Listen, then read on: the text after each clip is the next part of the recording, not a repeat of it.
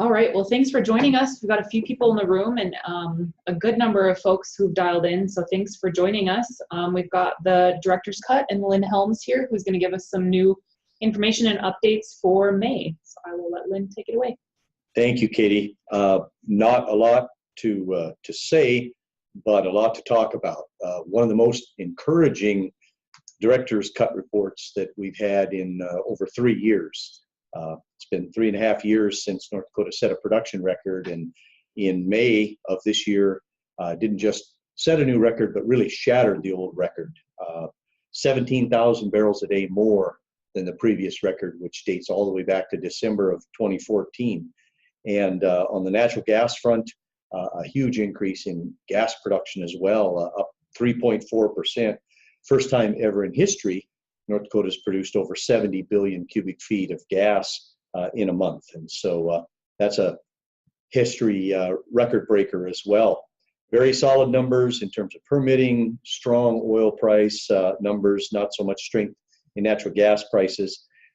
Rig count is growing, continues to grow. We're at 67, still expecting another 5 or so before the end of the year. I think it's interesting to note that in December of 2014, there were 190 drilling rigs operating.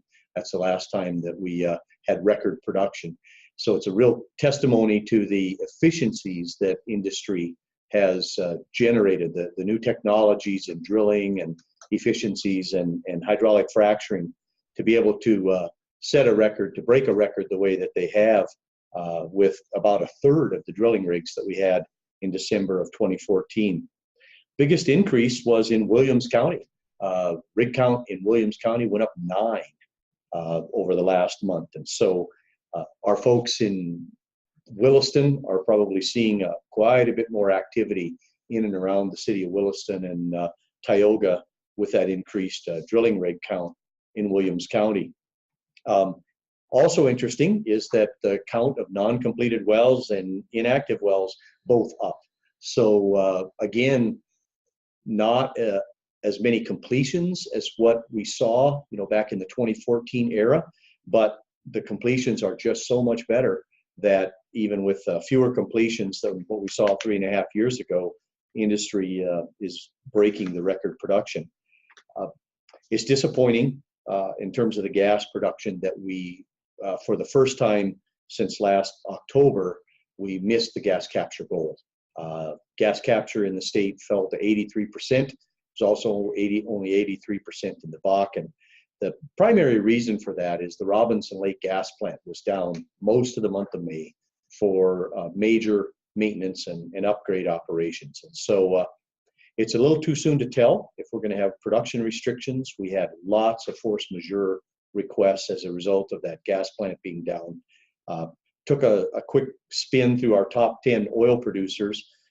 There are 3 of them that may have some issues with production restrictions. Hess did not meet the goal in McKenzie County. Marathon didn't meet it in Dunn, McKenzie, or McLean, and WPX didn't meet it in Dunn. And so there may be some production restrictions come out of this big increase in natural gas production. One thing on the federal news front, shortly before leaving the office of EPA Administrator, Administrator Pruitt issued a memorandum directing the Office of Water to prepare a proposal to put together a new rule that's going to change 404 permitting. And that could be very significant in terms of lakes and streams in North Dakota, in that EPA would no longer have veto authority over 404 permits that hadn't been submitted yet, or 404 permits that had been approved. And so if someone wanted to, for example, clean out a small lake in North Dakota, this would streamline the permitting for that operation. And that was one of the topics that the Geological Survey was assigned to look at over the biennium. And there is likely to be legislation this next session dealing with cleaning the sediment out of some of our small lakes in North Dakota. So that was some encouraging news coming out of Washington. Actually, pretty much across the board, very encouraging director's cut and production report. missed the gas capture by a very small amount. And again, that was primarily due to maintenance at one gas plant that gathers most of Mountrail County's gas. So shattered the old oil production record with about a third of the drilling rigs operating, less completions than what it took 3.5 years ago, and first time ever over 70 BCF of natural gas produced in the state, along with a big increase in drilling activity in Williams County. That's really all the direct comments that I had. So we'll open it up for questions and see where we go. I am curious, does industry let you know when a gas plant is going to be down? They do, in fact. The question from the room here was, does industry let us know when a gas plant is going to be down? And through the gas capture policy and the frequent meetings that we have with the midstreamers, the gatherers and processors, we've developed a really good process where they do let us know ahead of time that they're going to have some issues, or they're going to be doing maintenance, and actually provide us with a preliminary copy of the force majeure letter that they expect they're going to be providing to operators. Now, as you know, this last week, some problems at the State Line gas plant. There was a fire there, and so there will probably be some impact on July flaring numbers as a result of that, especially with all the activity in Williams County. But it's not going to be of the same magnitude as Robinson Lake being down for over 2 weeks, complete plant blackout. So, yes. How do these new all-time highs, Lynn, compare to 2014? Did oil and gas go hand in hand at that time too? Did we see a new gas production record in 2014 too? Yeah, so the question from here in the room is, how do these oil and gas record-setting numbers compare to what was taking place in 2014? Pretty much, yes. Natural gas records were broken every time oil records were broken, but we're seeing natural gas increase at twice the pace of oil production in terms of a percentage increase. And back in 2014, that wasn't the case. There were 190 rigs running. They were all the way from the core area to the far reaches of the Bakken, clear to the Canadian border and as far south as Dickinson. And so a lot of that Bakken production has lower gas to oil ratios. And so back then, they more or less went hand in hand or in lockstep. Today, when you see a 1.6% increase in oil, you're seeing twice that in gas production increases. And so it's really straining the infrastructure. Those 2 plants that are scheduled to come on the fourth quarter of this year just can't happen soon enough. So. How's the Bakken doing on frac crews, if you're aware? Do you think it's becoming less of an issue because of efficiencies that you were talking about earlier? Actually, there's still a serious shortage. That seems to be the #1 constraint. There are drilling rigs still available, still parked, that could be reemployed, and they're the modern top drive walking rigs. They would need some crews, but those are easier to come by. It seems as though the limiting factor to get from the 63 rigs we had in June to 70 to 75 rigs, which is where industry would like to be, is frac crews. So at today's efficiencies, it takes 3 frac crews to keep up with 5 rigs. That means at 67, we really need almost 40 frac crews, and we don't have that. We're about 5 short. Also, in 2014, almost everyone was doing packer completions with balls and sliding sleeves, and those frac jobs took 3 to 5 days. Today, everyone has switched over to cemented liners with perforations or plugs, and these frac jobs are taking 10 to 14 days. So the fracs are much more efficient in terms of what they yield. The water and sand going in are yielding a lot more oil and gas, but in terms of manpower, they're eating a lot more manpower in order to pull off a frac job. So no, we are short of frac crews. Industry is hiring and training as fast as they can, but we're probably still short 5. to be able to keep up with the rigs.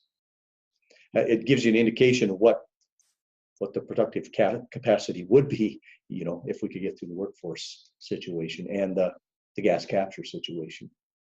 Since these records are May numbers, do you have any feel for what June may look like?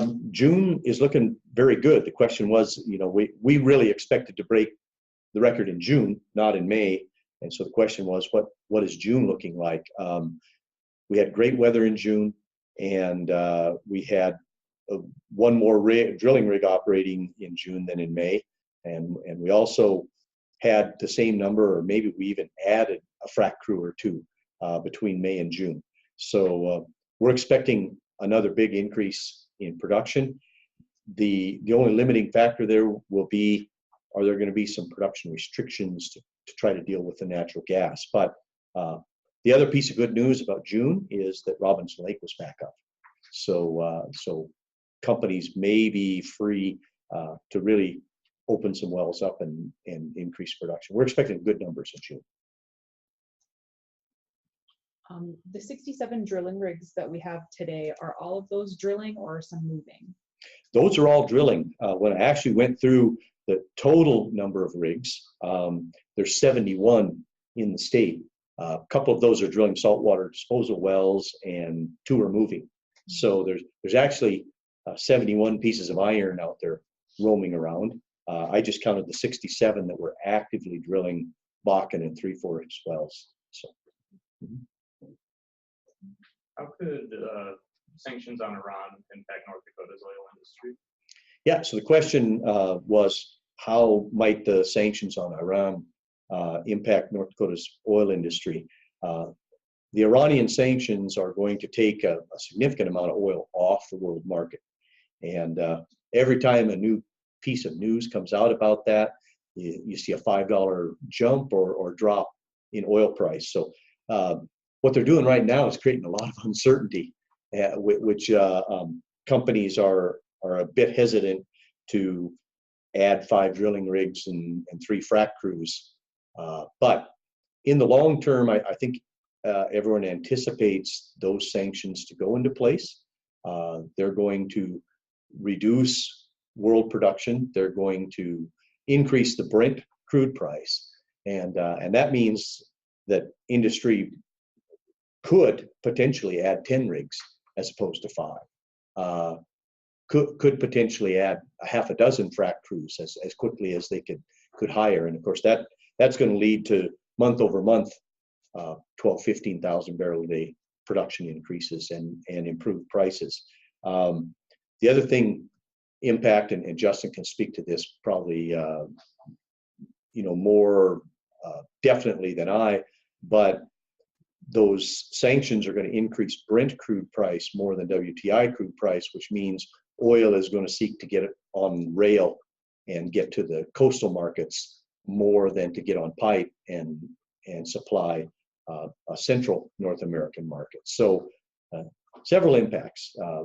Could potentially double the number of rigs that industry adds and the number of frac crews that they add over the next 6 to 10 months, and will certainly increase the drive to put oil on rail. Question, Lynn. Yeah. How do the various oil-producing counties look? Is McKenzie County still leading the pack? Oh, by all means, yeah. McKenzie County. In fact, I was carefully checking the numbers, and they fell just a tiny bit short. But we've never had a county produce 15 million barrels of oil yet in a month. But McKenzie County is right on the cusp. They're just 15,000 barrels short of 15 million, which is absolutely amazing. It puts them at like 477,000 barrels a day, which is a massive amount of oil production. It's twice as much as any other county. Is it Dunn that's the next? Dunn would be next in line. I'm sorry. Yeah, Dunn would be next in line at 7.6 million barrels, and then Mount Trail at 7 million, and Williams not far behind at 6.5 million. But McKenzie, twice as much as any other county. Much more than most states in the country. We were having that conversation, and Yes. You asked the question before we started, if McKenzie County was a state, where would it rank? And we determined that it would be number 6 in the nation if it was a state all by itself. So that's an incredible amount of oil coming out of there. Goes with the question someone asked here. Is the trend still towards drilling in core counties, or are we seeing any movement outside? We're seeing a significant amount of movement outside. Still, we've maintained the rigs operating in the core area. Still probably 50 out of the 67 are in the core area. But for example, the 9 rigs that were added in Williams County are further out into northern and western Williams County. So we've seen operators really respond to the stranded gas policy that the commission adopted to allow them to move out and explore the edges and take a look at what the new technologies and efficiencies will do outside the core area. So just about all of the added rigs that we've seen since May, which we've gone from 62 to 67, have been outside the core area. That should help with gas oil ratios too, but it's not going to help with flaring because the infrastructure out there is undersized and has to be rebuilt. So the whole point of the stranded gas policy was to let people drill a few wells, prove up the productive capacity, and then build new, bigger pipes out to those areas. That'll come next year. Does the weather, like we saw in Watford this week, have any sort of impact in the short term? Question was the weather, like Watford City, any impact in the short term? Not really. It occasionally impacts an isolated well. It certainly impacts workers, and our hearts go out to those people whose property was destroyed and lives lost in Watford City. But in terms of oil production, not really much of any impact. A bigger impact would be like what we saw early this month when we had the heavy rain and McKenzie County shut all the roads down for a couple of days. So there was one operator in particular that had 20,000 barrels a day shut in for 2 days because of the road restrictions. And that's when, so that type of weather really can impact short-term, month-to-month production, is a heavy rain that softens up the road beds. You mentioned road restrictions, Lynn. Those came off around Mother's Day in May, right? How do those affect production? Those, yeah, so the question was road restrictions and how they affect production. Those are a real buffer, I guess, against production increases in the spring. In most cases, you would expect as soon as the weather warms up, late March, early April, that you start to see production increases. But those are all delayed by 6 weeks or so in North Dakota because the roads get soft and the load restrictions go on. And so rather than use 2 or 3 times as many trucks to move a drilling rig or frack a well, operators just wait until those road restrictions come off. And so that may be, some of this big production increase may have been pent up production increase and wells that have been drilled that were just waiting for the ability to move heavy equipment and get the wells on production. But we're well into that season now when we've got beautiful weather and dry roads. And so that ought to continue all the way through October. Any other questions in the room for Lynn? Thanks for coming. Very encouraging report. Most encouraging, like I said, in over 3 years. So.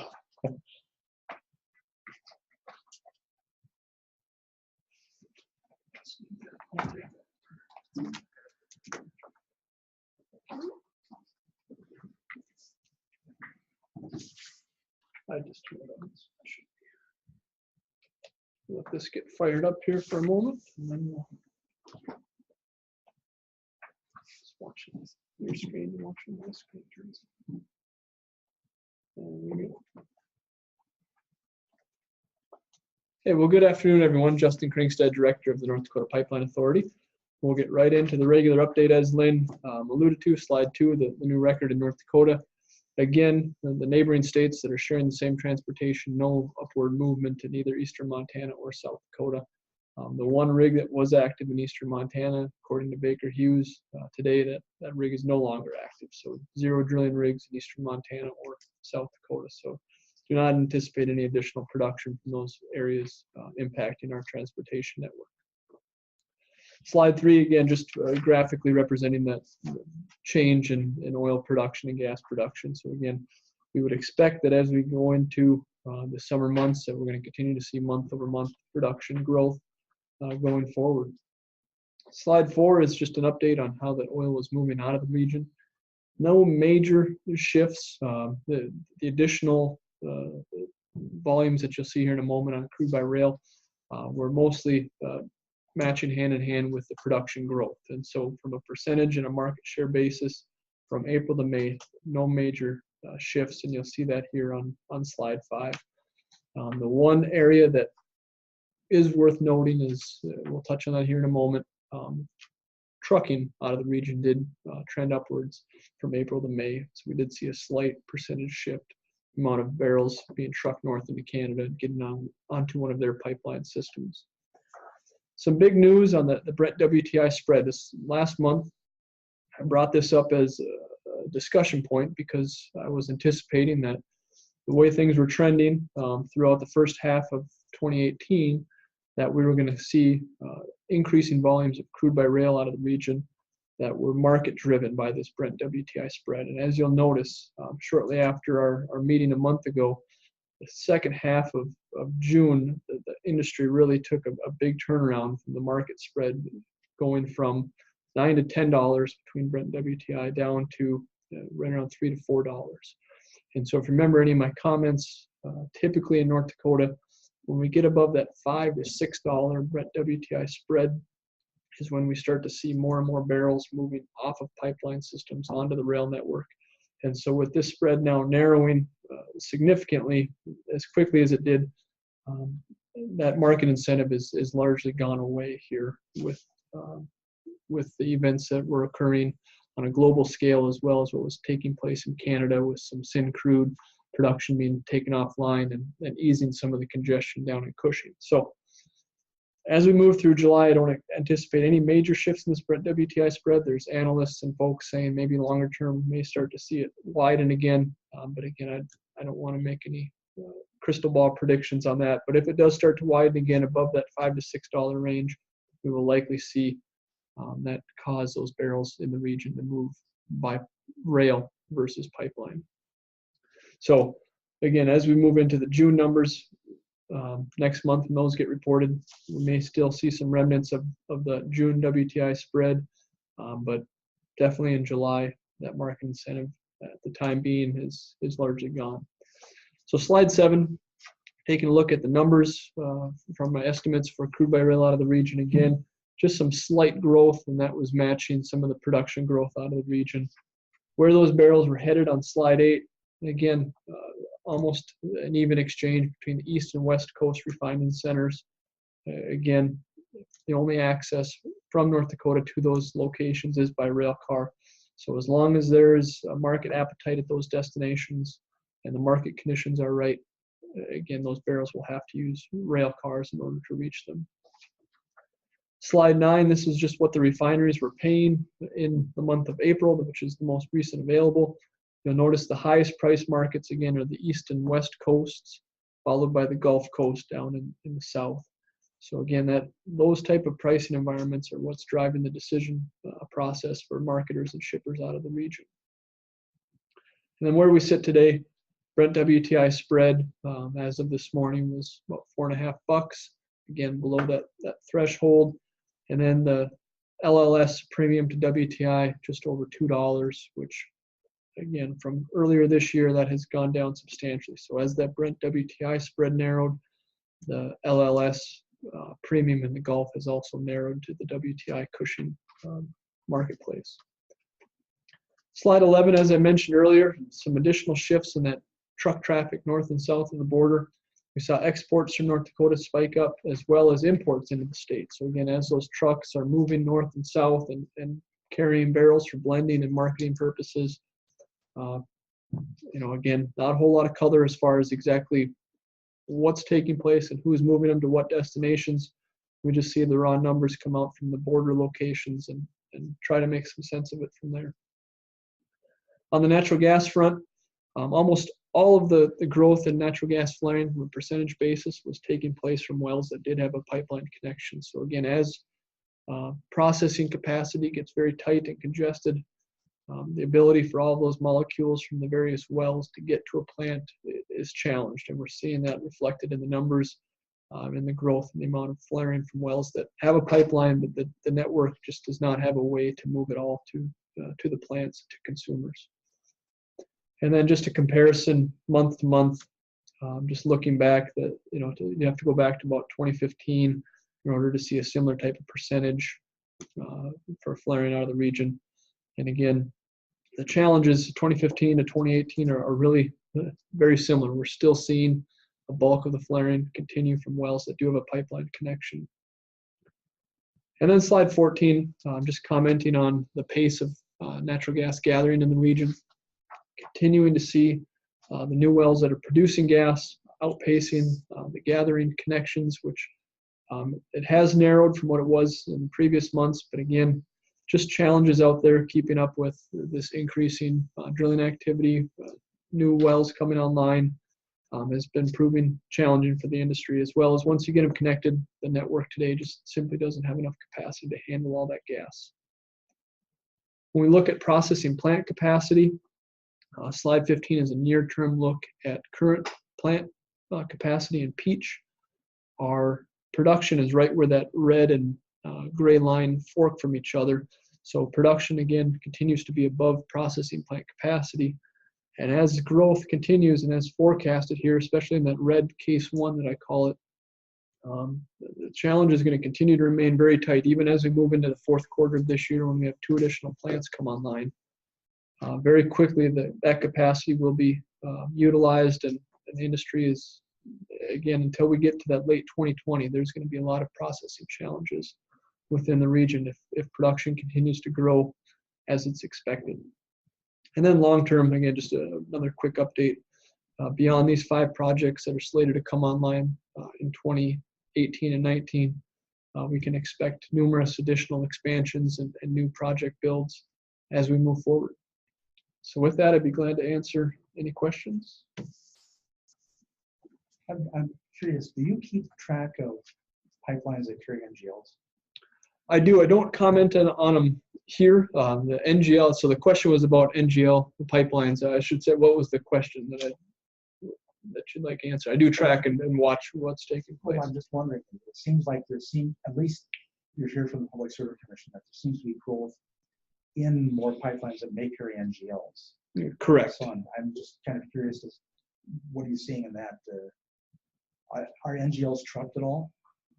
So for natural gas liquids transportation out of the region, the current pipeline infrastructure is at capacity. And so the industry now is utilizing more rail cars in order to move NGLs to market. And so there's some localized trucking within the region, but those NGL barrels are largely moved either by pipeline or by rail car now.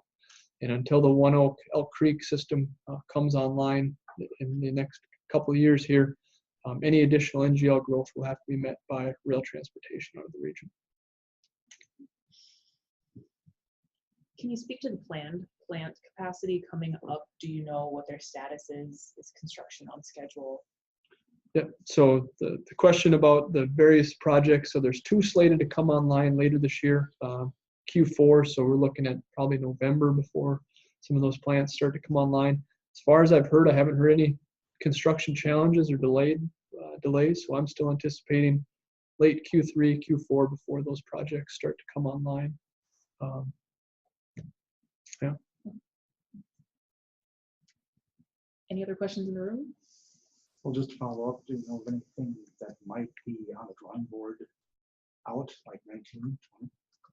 Well, so for processing plants? Yes. Yeah, so the 5 projects that have been publicly announced, I do have included on this graphic. And so anything beyond that, looking at slide 16, the companies have not made any of that information public yet, but looking at growth, it's going to be coming. They're going to need that additional plant capacity to meet production growth.